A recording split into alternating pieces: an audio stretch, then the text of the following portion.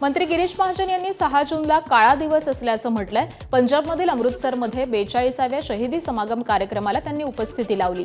यावेळी त्यांनी 1984 मधील ऑपरेशन ब्ल्यू स्टारवरती जोरदार टीका केली आहे। 1 ते 10 जून दरम्यान सुवर्ण मंदिरात खालिस्तानी दहशतवाद्यांविरोधामध्ये सैन्य कारवाई करण्यात आलेली होती आणि यावेळी मोठा शस्त्रसाठाही जप्त करण्यात आला।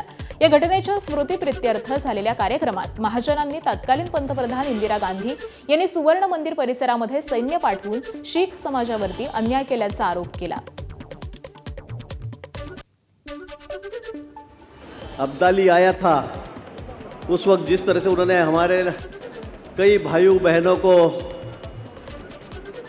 शहीद किया, उसी तरह से हमारे ही देश में हमारे प्रधानमंत्री ने हमारी इतनी बुरी हालत कर दी थी।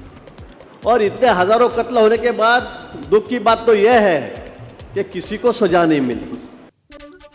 काँग्रेस प्रदेश अध्यक्ष हर्षवर्धन सपकाळ यांनी मंत्री गिरीश महाजन यांच्या ऑपरेशन ब्ल्यू स्टारवरील वक्तव्यावरती तीव्र प्रतिक्रिया दिली आहे। महाजनांचं वक्तव्य दहशतवादाला खतपाणी घालणारं असून देशाचे तुकडे करण्याच्या अनुषंगानं असल्याचं सपकाळ म्हणाले। तसंच महाजनांना तात्काळ मंत्रिपदावरून काढावं अशी मागणी देखील सपकाळांनी केली आहे। गिरीश महाजन यांचं दहशतवादाला खतपाणी घालणारं आणि देशाचे तुकडे करण्याच्या अनुषंगानं केलेलं वक्तव्य अत्यंत आक्षेपार्ह आहे। जो दहशतवाद आहे, जो खलिस्तानच्या निमित्ताने पुढे आला होता, त्यातून देशाचे तुकडे करणे हा हेतू होता। आणि जर ऑपरेशन ब्लू स्टार झालं नसतं तर एक वेगळं राष्ट्र निर्माण करण्याचा आंतरराष्ट्रीय कट हा सफल झाला असता।